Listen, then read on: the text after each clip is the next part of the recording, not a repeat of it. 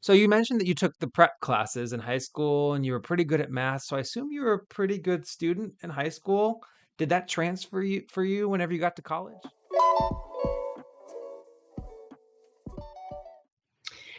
Uh, Not completely. Okay.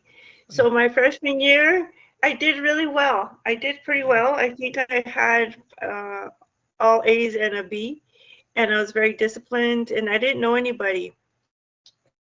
No one from my school went to the same college, so I had to meet new friends and stuff, and it was all good. I loved it. I absolutely loved it.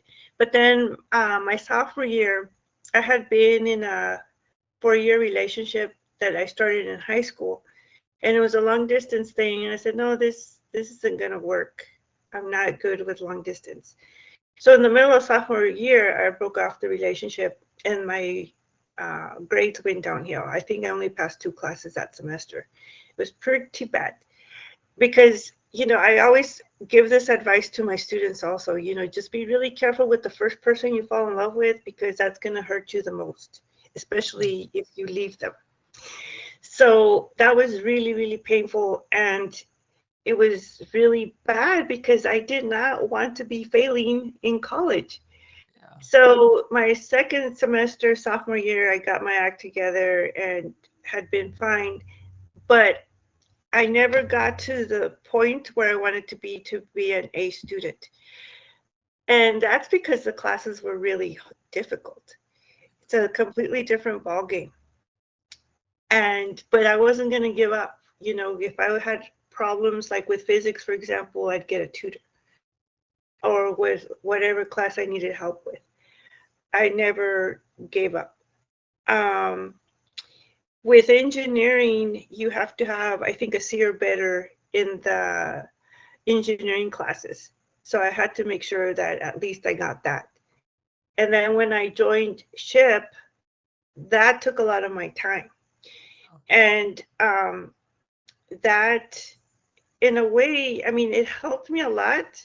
SHIP has helped me a lot on my resume, and it helps because it developed my leadership skills and engineering skills.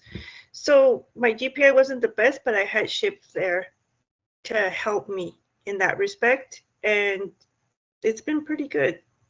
Yeah, that makes sense, and I think that it's a hard thing for a lot of people, right? Is they're so used to being like the best of the best in high school. It's just like a common, it's like the engineering trope. Is some people are not the best of the best, but a lot of people are like the top of their class, and they get to engineering, and they're like, oh, this is hard, and then they have a 2-year relationship or 4-year relationship end their sophomore year. For me, it was a 2-year long distance relationship that ended my sophomore year. Same thing. My Oh, grades tanked. So very similar stories here. But yeah, you don't need a perfect GPA in engineering school. You don't need it. You don't need it. So what you do need though is to take away the lessons that you learn from engineering school, which is learning how to solve problems and the other things that you Never learn. losing focus because I ain't chasing payments. Still playing in the basement while I'm working on arrangements. They heard the kid in 50 countries, thank God that's amazing. But I'd rather thank Spotify, they put me on the station.